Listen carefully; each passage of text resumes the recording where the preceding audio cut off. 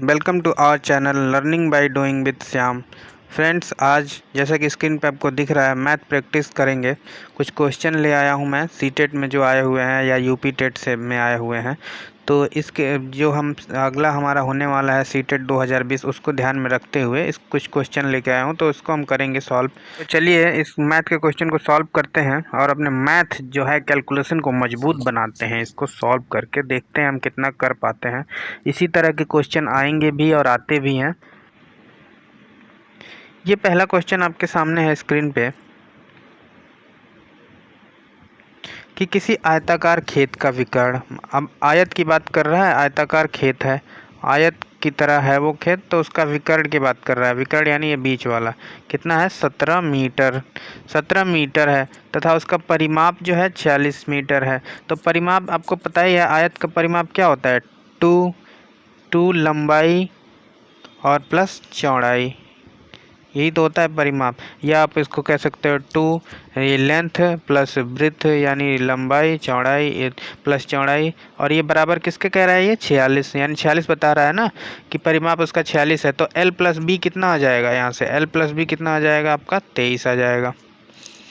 तो अब हम इसको मिटाते चलें या आगे पेज ले लेता हूँ मैं आपके लिए। अभी l प्लस बी 23 आ गया है ना, तो यहाँ तक आप देख लिए, हम इसको मिटा दे रहे हैं।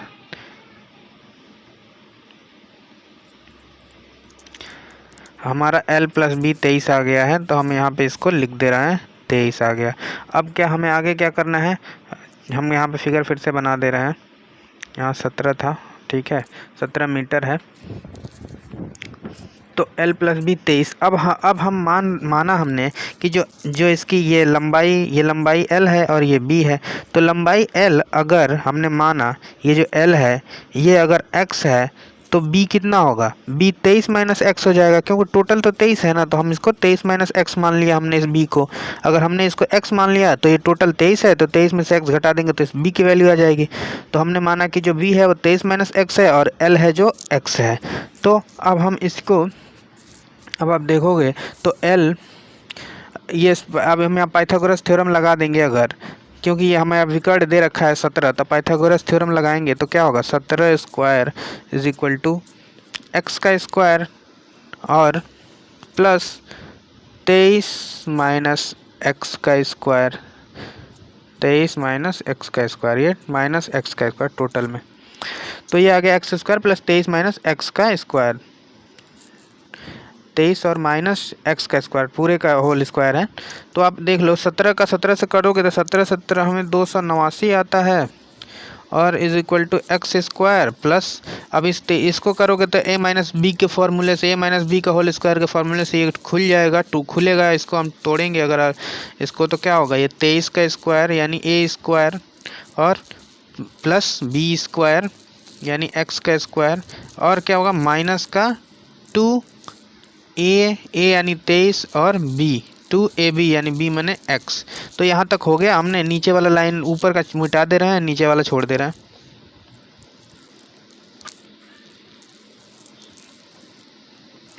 तो अब आप देखिए हमने कहाँ तक ला दिया। अब इसको हम क्या कह सकते हैं, ये ऐसे लिख सकते हैं 289, एक मिनट, हाँ 289 इक्वल टू, यहाँ पे x है और यहाँ पे x है, तो कितने हो गए 2x स्क्वायर।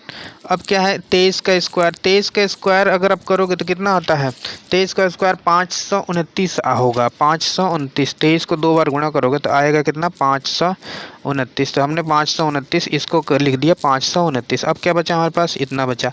तो 23 दूना कितना होगा, 2 3 6 और 2 दूना 4, तो 23 दूना कितना हो गया 46, यानी यहाँ पे माइनस में आ जाएगा कितना 46, और x भी तो है तो x, तो इतना आ गया। हम नीचे वाला मिटा दे रहे हैं,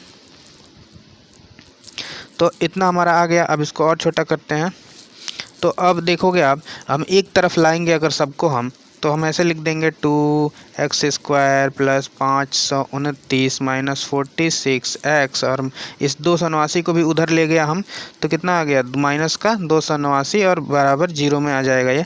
तो अब देखो कि 529 और यहाँ माइनस का 289, तब घटा दोगे तो कितना आ जाएगा 200, ये आप घटाओगे तो 9 में से 9 जाएगा तो 0 हो जाएगा। यानी हम आगे चलें अगर बढ़ाएं तो 2x स्क्वायर और प्लस कितना हो जाएगा, ये 0 और यहाँ पे आपका हासिल आएगा तो ये 12 और 4 यानी 4, और यहाँ पे 4 में से 2 गया 2 यानी 240 हो गया। ये दोनों हमने घटा दिया, तो अब क्या बचा हमारे पास, सिर्फ इतना बचा है, तो माइनस का 46x आ गया। अब ये बराबर में 0।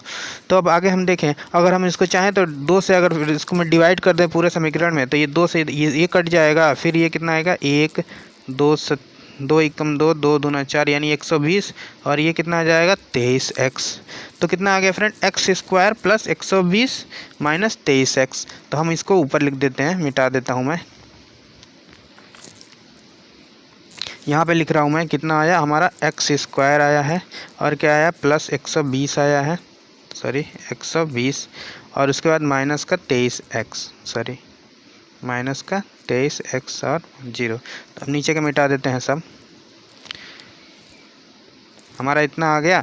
अब हमें क्या करना है, अभी हमें इसको सही से अभी बिठाया नहीं हमने, तो इसको इधर कर लेते हैं, इसको हम x के साथ लाते हैं, एक्स स्क्वायर माइनस का 23x, और ये उधर ले जाते हैं 120 हो गया, और ये 0। तो अब हमें क्या करना है, ऐसे किसी संख्या से गुणा करना है जिससे कि गुणा करने पे 120 आ जाए, या जोड़ने और घटाने पे 23 आए।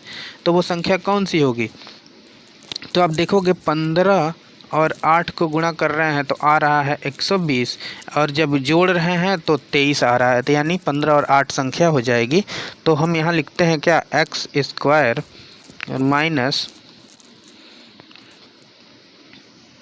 माइनस क्या हो गया आपका 15 और प्लस 8, चूँकि जोड़ रहे हैं तो प्लस 8, और ये ब्रैकेट के बाद x तो है ही, ये तो x यहाँ हमने लिख दिया, और प्लस 120 इज इक्वल टू 0। ऊपर मिटा के लिखते हैं। तो अब हमारा इतना आ गया। अब हम क्या करें, इसको कंप्लीट करते हैं। एक्स स्क्वायर अब माइनस 15 का x से गुणा होगा तो 15x, और माइनस का भी तो इसके अंदर गुणा होगा, तो ये तो माइनस तो लग ही गया पहले से, तो 15x हो गया ये, और ये माइनस अंदर गुणा हो रहा है तो फिर माइनस का 8x हो जाएगा, और उसके बाद ये प्लस का 120 हाँ इज इक्वल टू 0। अब क्या नीचे का मिटाते हैं। अब आप देखोगे तो यहाँ पे हम x कॉमन करें तो यहाँ x बचेगा माइनस का 15 बचेगा, क्योंकि हमने ये वाला x तो कॉमन ले लिया। अब हम यहाँ पे क्या करें, यहाँ पे अगर हम माइनस का 8 कॉमन ले लें तो कितना अंदर बचेगा, x माइनस का 15 बचेगा, और ये 0। तो आप देखोगे यहाँ पे कि अगर हम इस माइनस का इसमें गुणा कर देंगे तो ऊपर वाला संख्या फिर से आ जाएगी, प्लस हो जाएगा ये, तो इसलिए सही है ये। तो हमारा क्या मिला, x माइनस 15 एक बार मिला है, और एक बार मिला है x माइनस 8 मिला है। तो चूँकि बड़ा वाला हम ले लेंगे तो x माइनस 15 मिटा देते हैं, हम लिखते हैं अब, तो x माइनस 15 इक्वल टू 0 करेंगे तो x की वैल्यू 15 आ जाएगा। तो x की वैल्यू अगर 15 आ गया और टोटल 23 था तो कितना और बच रहा है, 8 ही तो बच रहा है। 15 और 8 कितना 23 होता है। तो यानी अगर x हमने किसको माना था, l को माना था, तो अगर लंबाई अगर 15 है आ गया तो चौड़ाई कितनी हो गई, 8 हो गई। और पूछ रहा है खेत का क्षेत्रफल कितना होगा, तो क्षेत्रफल क्या होगा, लंबाई गुणे चौड़ाई, यानी 15 गुणे 8। तो 15 गुणे 8 करोगे तो कितना आएगा 120, यानी पहला ऑप्शन सही हो जाएगा। फ्रेंड्स ये कैलकुलेशन थोड़ा लंबा हो गया, लेकिन ये अगर आप प्रैक्टिस कर लोगे तो इसमें बहुत सारी चीज़ें आप पहले ही आंसर आ जाएगा आपका। अब इसमें अनुमान लगाते चलोगे, कुछ चीज़ें माइंड में भी होती रहती हैं, तो अब आंसर बहुत जल्दी निकल आएगा। ये तो हम पूरा बाकायदे समझा रहे हैं ना, इसलिए लंबा हो रहा है। चलिए अगला क्वेश्चन देखते हैं। ये क्वेश्चन आपके सामने है कि ब्रैकेट में है 2 की पावर -1 है, फिर उसके बाद वो भी ब्रैकेट बंद है, उसके बाद -1 फिर पावर में -1 है कि अगर हम सरल करेंगे तो संख्या क्या प्राप्त होगी। तो फ्रेंड देखो आप, एक बार तो 2 है उसके ऊपर -1 लगा दिया है, और फिर एक बड़े ब्रैकेट में बंद करके कह रहा है फिर से एक बार उसमें -1। तो चूँकि आप जानते हो कि ये -1 कब लगता है, जब हम संख्या को पलट देते हैं। तो अब ये जब 2 के ऊपर -1 है तो इसको आप अगर आप सीधा सीधा लिखना चाहोगे तो ये 1/2 होता है। इसी को हम इसको 1/2 के रूप में ना लिख के हम ऐसे लिख देंगे, तो ये 2 की पावर -1 लिख देंगे तो ऐसे हो जाता है ये। तो अगर हम इसको सीधा सीधा कर दें तो ये ख़त्म होकर 1/2 आ गया, और फिर यहाँ पे 1/-1 है, यानी एक बार फिर ये पलट जाएगा। तो फिर एक बार और पलट दोगे तो आप ये 2/1 हो जाएगा, यानी 1 तो हर संख्या के नीचे होती ही है, तो 1 का कोई वैल्यू है नहीं यहाँ, तो सिर्फ संख्या कितनी हो गई 2। तो अब क्या कह रहा है कि इसमें कह रहा है ऑप्शन कौन से सही है, और यहाँ कूट दे रखा है, तो इन कूटों में से हमें मिलाना है कि कौन सा सही है। तो देखते हैं, कह रहा है कि अभाज्य संख्या है। 2 हमें जो मिला है वो अभाज्य संख्या है। हाँ सही बात है, 2 अभाज्य संख्या होती है, तो क्योंकि ये एक और अपने के अलावा ही सिर्फ मतलब एक और अपने अलावा किसी और की संख्या से विभाजित नहीं होती है, तो ये अभाज्य संख्या है। सम संख्या है ही, ये आपको पता है। 2 सम संख्या भी है और 2 का गुणक भी है। पहले तो 2 ही आएगा ना, तो 2 का गुणक भी है। तो ये ए बी सी किस में है, नीचे डी में, तो ये संख्या ए वाला ऑप्शन सही हो जाएगा। आई होप कि आप समझ रहे होगे अच्छे से। चलिए अगला क्वेश्चन। ये अगला क्वेश्चन है कि एक बहुभुज के अंतः एवं बाह्य कोण, अंतः कोण और बाह्य कोण का अंतर जो दे रखा है, अगर अंतः कोण x है और बाह्य कोण अगर y है, तो इनका अंतर दे रखा है कितना, 60 डिग्री। तो कह रहा है तो बहुभुज में भुजाओं की संख्या ज्ञात करनी है हमें। तो इसको करते हैं फ्रेंड। अब x माइनस वाई, इससे कन्फ्यूज मत होना। मैंने ये माना है x को कि अगर ये आंतरिक कोण है, सॉरी बहुभुज के अंतः कोण है और ये बाह्य कोण है, तो इनका अंतर क्या कह रहा है, 60 है। तो इसीलिए सिर्फ समझाने के लिए लिखा है, इसको मिटा देते हैं हम। चलिए इसको करते हैं। इसको करने से पहले मैं आपको फार्मूला बता देता हूँ, बस उसी पे क्वेश्चन हो जाएगा। आपको पता है कि बहुभुज के अंतः कोण का फार्मूला क्या होता है। बहुभुज के अंतः कोण का अगर फार्मूला देखा जाए, बहुभुज का अंतः कोण अगर निकालना हो तो क्या होता है, n-2 और इसके में मल्टीप्लाई हो जाता है 180 डिग्री और इसके अपॉन में 2, जहाँ n जो है a वाला n और ये दोनों मतलब n एक ही है। n क्या है, बहुभुज की भुजा है। कितनी भुजाएं हैं टोटल, अगर उस टोटल भुजा से आप डिवाइड कर दोगे तभी तो एक भुजा का आ जाएगा आपका। बहुभुज का एक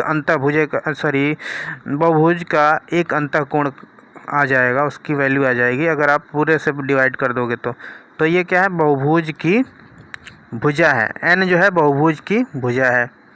अब ये आगे आपका फॉर्मूला आपको याद रखना होगा, n-2 ये ब्रैकेट में और उसके में गुणा होगा 180 और बटे n। और अगर वाह्य, यही अगर बात किया जाए बहुभुज का वाह्य वाला, ये तो अंतः कोण था, अब बाह्य कोण पूछ रहा है। तो बाह्य कोण की अगर बात की जाए तो बाह्य कोण, तो इसका फार्मूला होता है बाह्य कोण का 360 और अपन n, जितने भुजा होंगे उससे भाग दे दोगे 360 में, तो आपका बाह्य भुजक आ जाएगा। बाह्य कोण आ जाएगा। तो इन्हीं दोनों का तो अंतर पूछ रहा है, कह रहा है 60 है। इसका मतलब ये पहले होगा, ये वाला पहले होगा, माइनस में ये वाला हिस्सा आ जाएगा। तो इसको करके हम बराबर में 60 रख देंगे तो हमारा आंसर आ जाएगा सॉल्व करने के बाद। तो चलिए इसको करते हैं, इसको मिटा देते हैं फिर इसको करते हैं।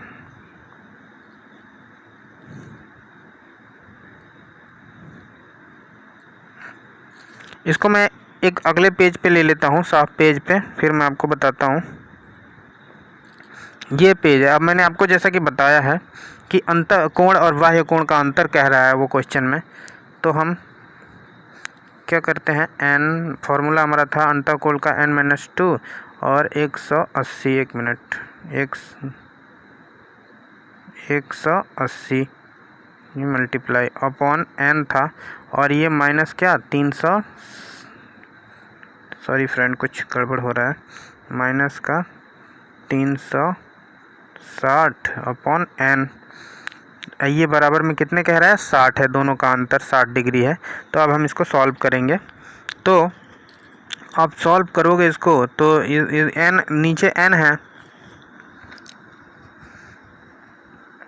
अगर हर बराबर है तो ऊपर के हम घटा देंगे आसानी से, यानी n और n मतलब 180, यानी इसको गुणा कर दो आप, 180 n हो जाएगा और माइनस का 18 दूना 36 यानी 360 और माइनस का 360।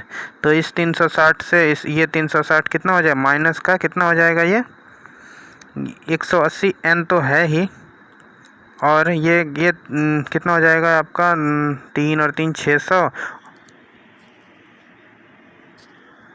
अब इसको घटा, मतलब दोनों जगह माइनस है तो ये जुड़ जाएगा, यानी माइनस का 0, 12 और 3 3 6 1 720 हो जाएगा। ठीक है, 720 अपॉन n, और ये बराबर में 60 तो है ही, ये चल रहा है। तो अगर हम इस n को यहाँ गुणा कर दें तो ये 60n हो जाएगा। अब इसको हम n को यहाँ से हटा सकते हैं नीचे से, तो कितना हो गया अब 180 n minus 710 is equal to 60n। तो हम क्या करें, इस 710 को उधर भेज देते हैं, यानी इस 710 को इधर भेजेंगे तो ये प्लस में हो जाएगा, और ये इधर प्लस में है, इसको हम इधर भेज देते हैं तो ये माइनस में हो जाएगा, यानी 180n minus 60n, 180n minus 60n। अब 180 में से 60 को घटाओगे कितना आएगा, 120n, 120n is equal to 710 बच जाएगा। तो हम इसको ऊपर लिख देते हैं, क्या ऊपर क्या लिखेंगे हम, 120n इज इक्वल टू 710। अब n की वैल्यू आप निकालोगे यहाँ से तो क्या 710 बटा 120 हो जाएगा, यानी ये इससे ये कट जाएगा। क्योंकि ये फ्रेंड ये 720 था ना, मैं यहाँ भूल गया, 720 यहाँ होगा। हाँ, तो ये 120n इज इक्वल टू 720, तो n की वैल्यू निकालेंगे तो ये 720 बटा 120 हो जाएगा। तो ये 0 से 0 कैंसिल और 12 6 72, यानी इसका आ जाएगा कितना, 6। क्या आ जाएगा 6, क्वेश्चन में देखते हैं 6 आया है आंसर हमारा। क्वेश्चन कौन सा था, ये था क्वेश्चन था कि तो बहुभुज में भुजाओं की संख्या, तो बहुभुज में भुजाओं की संख्या कितनी हो गई, 6।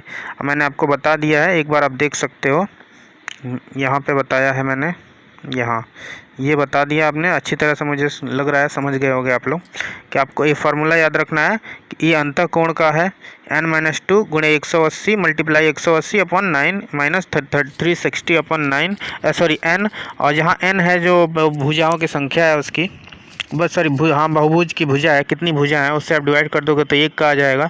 और ये अंतर बता ही दिया था उसने कि 60 है, तो बस इतना, अगर इतना आपने रख लिया तो ये कैलकुलेट, उसके बाद तो कैलकुलेशन ही बचता है ना।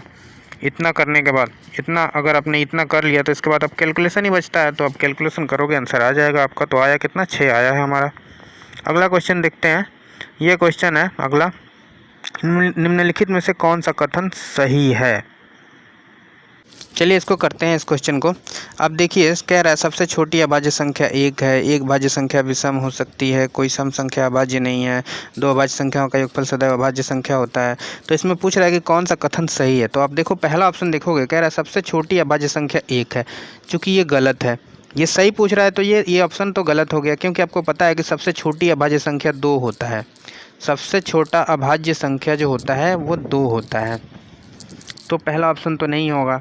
फिर कह रहा है एक भाज्य संख्या विषम हो सकती है, एक भाज्य संख्या जो होगी वो विषम हो सकती है, ऐसा कह रहा है। तो विषम कैसे, एक भाज्य संख्या जो है वो विषम कैसे हो सकती है। तो कह रहा है एक भाज्य संख्या विषम हो सकती है, कैसे हो सकती है, जैसे कि ये आप देख लो, ये ऑप्शन सही भी लग रहा है कि एक भाज्य संख्या है क्या, 9 भाज्य संख्या है, 3 से डिवाइड हो जाता है ये, तो ये क्या है, विषम भी है और 3 से डिवाइड हो रहा है, यानी भाज्य संख्या भी है, ये भाज्य संख्या भी है और विषम भी है, तो यानी दूसरा ऑप्शन फुलफिल हो रहा है, इसका मतलब दूसरा ऑप्शन सही होगा। अगर तीसरे की बात की जाए तो कोई सम संख्या अभाज्य संख्या नहीं है, कह रहा कोई सम संख्या अभाज्य संख्या नहीं है। क्यों नहीं है, पहले ही है 2, सम संख्या भी है और अभाज्य भी है, तो ये तो गलत हो गया ना। फिर कह रहा है कि दो अभाज्य संख्याओं का योगफल सदैव अभाज्य संख्या होती है, ऐसा नहीं हो सकता है, दोनों हो सकता है, अभाज्य और भाज्य दोनों हो सकता है। जैसे कि आप देख लो कि दो अभाज्य संख्या हम ले रहे हैं क्या, 3 ले लें और 5 ले लें। अगर 3 ले लिया हमने और 5 ले लिया तो दो अभाज्य संख्याओं का योगफल सदैव अभाज्य संख्या होगी। 3 और 5 8 हो गया। 8 क्या अभाज्य संख्या है, 2 से भी कट रहा है, ये 4 से भी कट रहा है, तो अभाज्य कैसे हो सकता है। और आप 7 5 12 भी ले लो, दो अभाज्य संख्या हैं, ये भी 12 आ गया, ये भी तो डिविजिबल है कई संख्याओं से, तो फिर ये भी ऑप्शन गलत हो गया। बचता कौन सा है, दूसरा ऑप्शन। तो ऐसे आप चेक कर सकते हो। चलिए अगला क्वेश्चन देखते हैं। ये अगला क्वेश्चन है कि एक सरल रेखा पर स्थित बिंदुओं की संख्या होती है क्या। अब चूंकि मुझे पता है कि आपको आंसर इसका पता चल गया हो। फ्रेंड जैसा कि आपको पता है कि अगर हम एक सीधी लाइन खींचते हैं तो ये क्या रेखा कहलाती है, चाहे वो रेखा ऐसी हो कैसी भी हो, वो एक लाइन हो गई, एक रेखा हो गई। और हम अगर ऐसे ऐसे ऐसे कर देंगे तो ये डॉटेड बिंदुएं हैं और इन्हीं डॉटेड को हम मिला दें अगर, चूँकि आप देख रहे हो कि डॉटेड हमने ज़्यादा दूर तक डॉट डॉट किया। अब हम ऐसे कह दें कि एकदम हम पास पास में डॉट लगा दे रहे हैं। चलिए, हमने एकदम पास पास में डॉट लगा दिया और कहें हम मिला दो इसको, तो या ये हमने इसको मिला दिया तो भी एक रेखा हो गया। या हम एकदम पास पास में चिपका के डॉट कर दें कि हमें उस मिलाने की उसको ज़रूरत ही ना पड़े, तो ये क्या हुआ, ये भी तो एक रेखा हो गया ना कि मिलाने की एक ज़रूरत। तो क्या कह सकते हैं कि इसमें इतनी सारी डॉटेड हैं, इतनी सारी हमने डॉट लगा दिए हैं कि एक रेखा बन गई है। यानी हम गिनती नहीं कर सकते कि इसमें कितनी सारी हमने डॉट लगा दी, जो इतनी पास पास हैं कि हम उसको अलग भी नहीं कर सकते, और वो हमें एक सिंपल एक रेखा के रूप में दिख रही है। और ये सब लगी क्या है, डॉट ही है, सब डॉट लगे हुए हैं। तो क्या है फ्रेंड, ये इससे क्या मतलब निकलता है, इन्फिनिट, असंख्य होती हैं डॉटेड। एक सरल रेखा पर बिंदुओं की संख्या कितनी होती है, असंख्य होती हैं, तभी वो मिलके एक सरल रेखा का निर्माण करती हैं। अगला क्वेश्चन देखते हैं। ये क्वेश्चन है कि z का मान ज्ञात करना है यदि संख्या इतना 9 से विभाज्य है। तो अब देखो 4 1 7 दे रखा है और यहाँ z, इसी की वैल्यू हमें निकालनी है, और 8, और ये 9 से डिवाइड कह रहा है कि 9 से ये 9 से विभाज्य, यानी पूरी तरह डिवाइड हो जा रही है। तो फ्रेंड्स, ये आसान क्वेश्चन को आप कर ही लोगे मुझे लग रहा है, लेकिन फिर भी चलिए मैं आपको ये बता दिया हूँ। ऐसे रख के अगर डिवाइड करते हैं तो इसमें 9 से डिवाइड करते हैं तो इसी जेड की वैल्यू पूछ रहा है, तो हम क्या 9 से अगर डिवाइड करने का रूल जो है, डिविजिबिलिटी का रूल क्या होता है, 9 से डिविजिबिलिटी का रूल होता है कि जितनी संख्याएँ दे रखी हैं एक्स वाई जेड जो भी हैं, तो क्या ये संख्या अगर दे रखी है एक्स वाई जेड, तो ये कब 9 से कब पूरी डिवाइड होगी, तब होगी जब इनका योग जो आएगा एक्स प्लस, अभी तो X plus Y plus Z ही आएगा ये, तो एक्स इनका योग जो भी आएगा टोटल, अगर वो 9 से टोटल योग डिवाइड हो रहा है तभी वो संख्या भी डिवाइड होगी पूरी। तो चूँकि मैंने आपको ये समझा दिया कि जो ये संख्या ऊपर दे रखा है 4 1 7 जेड 8, ये जो दे रखा है ये तभी डिवाइड होगा पूरा का पूरा जब ये क्या कहते हैं 9 से इन सब का योग जो है 9 से डिवाइड हो। तो हम चलिए करके देखते हैं। यहाँ पे देख लो आप, 4 है प्लस 1 लगा दिया प्लस 7 लगा दिया प्लस 8 है और लास्ट में जेड को लास्ट में रख देते हैं। तो क्या हो गया, 4 1 5 7 12, 7 5 12, और क्या हो गया उसके बाद 7 और प्लस 8, 12 और 8 20 और ये एक जेड लगा दिया हमने। तो ये आया कितना, जेड को तो हम अभी जोड़ नहीं पाएंगे ना, तो 20 और प्लस जेड आ गया। ये जो संख्या आई है ये 9 से डिवाइड होनी चाहिए पूरी की पूरी। तो आप ऑप्शन से देखोगे तो 6 रखोगे तो यहाँ 26 हो जाएगा, तो 9 से डिवाइड होगा, नहीं होगा। फिर आप 9 रखोगे तभी भी 29 हो जाएगा, 9 से डिवाइड नहीं होगा। फिर 7 रख दोगे तो यहाँ 27 हो जाएगा, तो 9 3 27, यानी 9 का टेबल 3 बार पढ़ोगे तो ये 27 यानी कि 27, यानी ऑप्शन नंबर 20 सही हो जाएगा।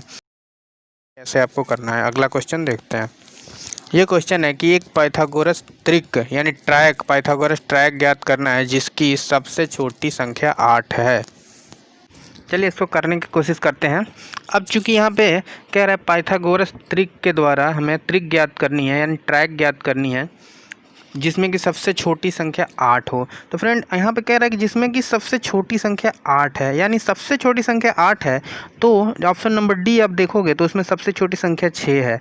सबसे छोटी संख्या क्या दे रखा है, 6, यानी ये वाला ऑप्शन तो होगा ही नहीं। फिर इसको तो हम हटा सकते हैं ऐसे ही, क्योंकि सबसे छोटी संख्या क्वेश्चन में ही बता दिया है कि 8 है, तो डी तो हो नहीं सकता। हमारे पास बचा 3 ऑप्शन और, तो हम तीनों ऑप्शन से चेक करना पड़ेगा इसको ट्रैक। चूँकि आपको पता होना चाहिए कि ट्रैक जो है, पाइथागोरस जो ट्रैक है वो क्या होता है, जो सबसे छोटी संख्याएं होती हैं उन दोनों के वर्गों का योग जो होता है वो बराबर किसके होता है, जो सबसे बड़ी संख्या होती है उसके वर्ग के बराबर। यानी कि मैं आपको लिख के बता सकता हूँ, चलिए बता देता हूँ, देखता हूँ।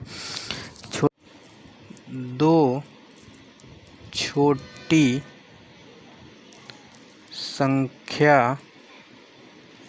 के वर्गों का योग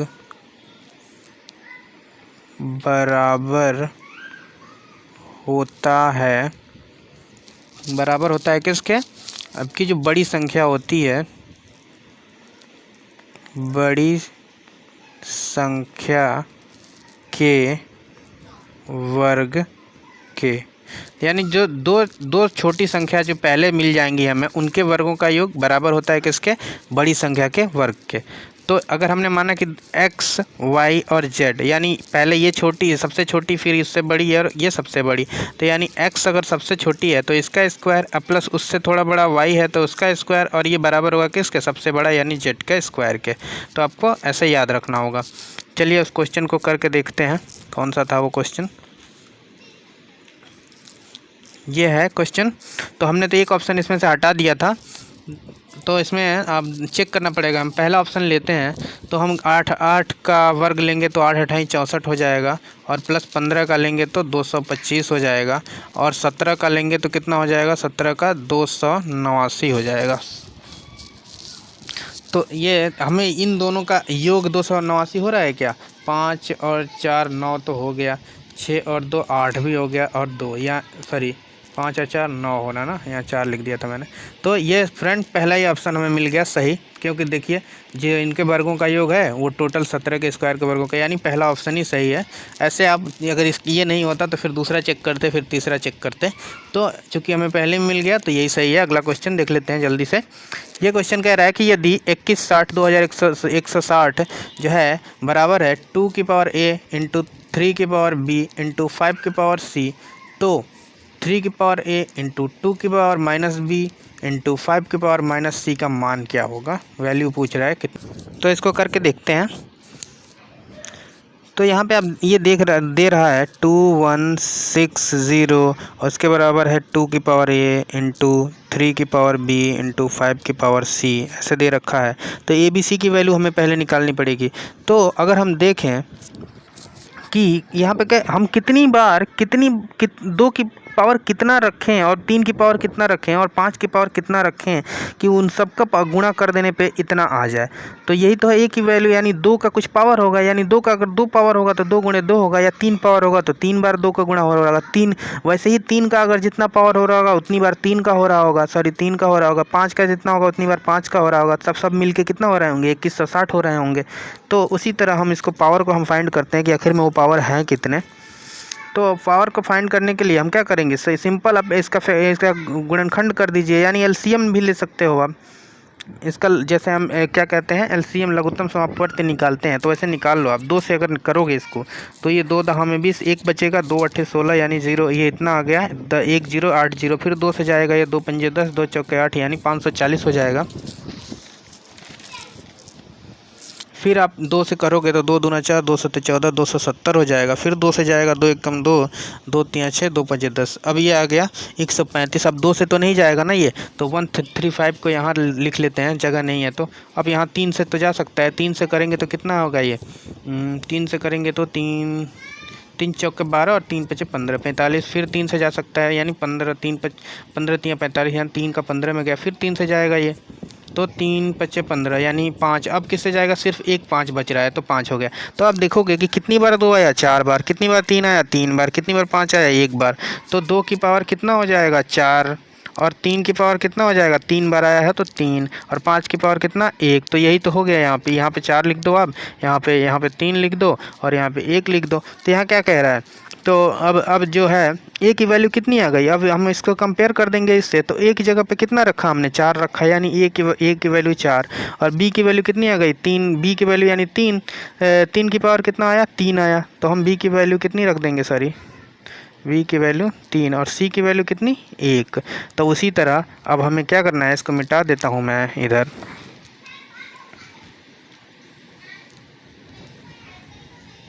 अब हमने a b c की वैल्यू निकाल ली। अब 3 की, अब कह रहा है कि इसका मान हमें निकालना है, तो 3 की पावर क्या होगा, a की वैल्यू रख देनी है। a की वैल्यू क्या है, 4, और मल्टीप्लाई किससे हो रहा है, 2 की वैल्यू, 2 की b की वैल्यू कितनी आई है, 3 है, लेकिन वहाँ पे हमें क्या रखना है, माइनस का 3 हो जाएगा। फिर मल्टीप्लाई हो रहा है किससे, 5, और c की वैल्यू क्या है, 1, यानी माइनस का 1। तो आप देखोगे 3 का 4 बार करोगे मल्टीप्लाई तो कितना, 3 तिया 9 चौके 3 तिया 9, 3 27 तिया 81, यानी इसकी वैल्यू तो 81 हो जाएगा। और इसकी वैल्यू क्या होगी, ये माइनस का 3 है, यानी एक हमने क्या किया था, पलट दिया था जैसे पहले वाले क्वेश्चन में, वैसे हम इसको अगर करें तो ये कितना हो जाएगा, तो 2⁻³ है ऊपर, तो इसको अगर हम पलट देंगे तो क्या हो जाएगा 1/2 और 1/2⁻³ ये यहाँ प्लस में हो जाएगा पावर, और यहाँ पे वैसे ही अगर हम यहाँ पे करें तो ये क्या हो जाएगा 1/5 हो जाएगा। तो ये कितना हो गया आपका 81 मल्टीप्लाई 2 दूना 4 दूना 8 यानी 1/8 और 1/5, यही तो होगा 1/8 और 1/5। तो अब आप इसको क्या करेंगे, हम इसको गुणा करें आप, तो गुणा करेंगे 81 का 1 से फिर 1 से तो 81 ही होगा, और बटे में 8 पंजे 40, नीचे 40, तो कितना आ गया है 81/40। कौन से ऑप्शन में है बी में, और बी वाला ऑप्शन सही है। तो मुझे उम्मीद है कि आपको समझ में आया होगा अच्छे से। अगला क्वेश्चन देखते हैं। ये क्वेश्चन है कि पार्श्व आकृति जो दी रखी है द्वारा ज्ञात करें x का मान। x का मान हमें ज्ञात करना है। अब आप देखोगे कि सबकी वैल्यू अलग अलग कुछ दे रखी है, तो इसमें कोई ना कोई संबंध जुड़ा है।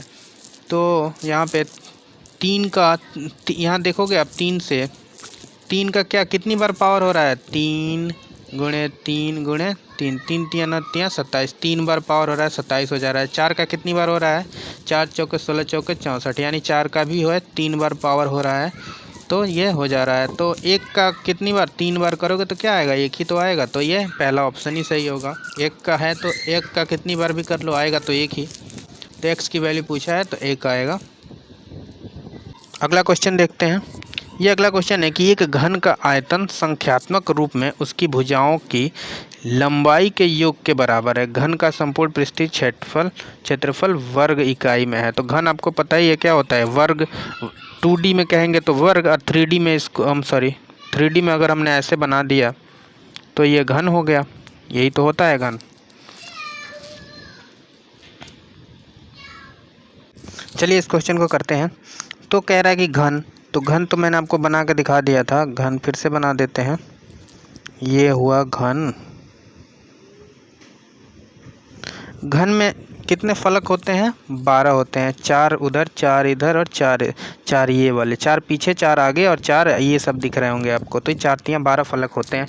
तो वही कह रहे हैं यहाँ पे घन का आयतन। अब घन का आयतन क्या होता है, एक क्यू होता है घन का आयतन, यानी आपको पता है घन के आयतन का फॉर्मूला क्या होता है, भुजा का क्यू, एक भुजा का क्यू, यानी अगर एक भुजा ए है, एक भुजा तो 3 बार इसका गुणा होता है। तो ये आप कह सकते हो, अगर ऐसे भी लिख सकते हो भुजा का क्यू, ये भी फॉर्मूला हो सकता है भुजा का क्यू। अगर हमने भुजा को ए मान लिया है तो ये का क्यू, तो ये आ गया आपका घन का आयतन। और क्या कह रहा है क्वेश्चन में, ये घन का आयतन जो है ये बराबर है किसके, संख्यात्मक रूप में उसकी भुजाओं की लंबाई के योग के बराबर।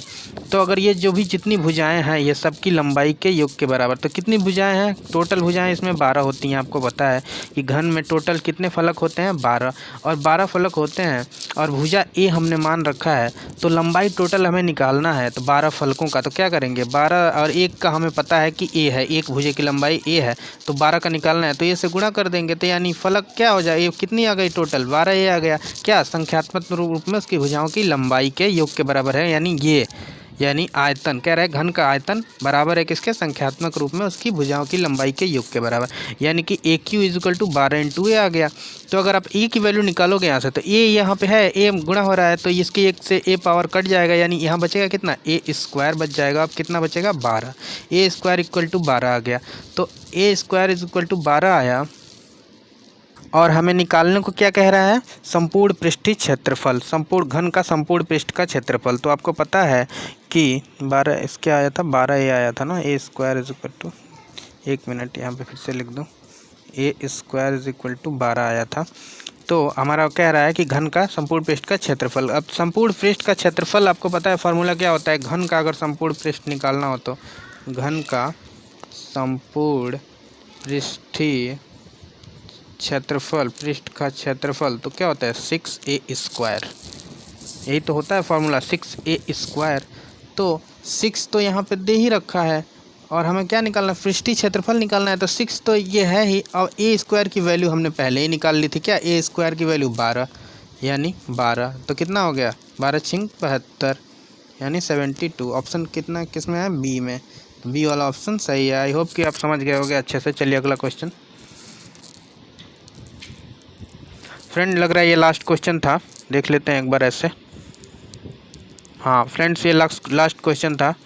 उम्मीद है कि आपको अच्छा लगा होगा, ये सारे क्वेश्चन जितने थे ये सब आए हुए क्वेश्चन थे, ये शायद ये यूपी टेट में आए हुए होंगे। तो कैसा लगा ज़रूर बताइएगा कमेंट में, और चैनल को सब्सक्राइब ज़रूर करिएगा अगर अभी तक किया नहीं है तो। मेरे प्लेलिस्ट में जाके आप और सारे वीडियो देख सकते हैं। तो मिलते हैं आपसे किसी अगले टॉपिक पे, तब तक के लिए धन्यवाद।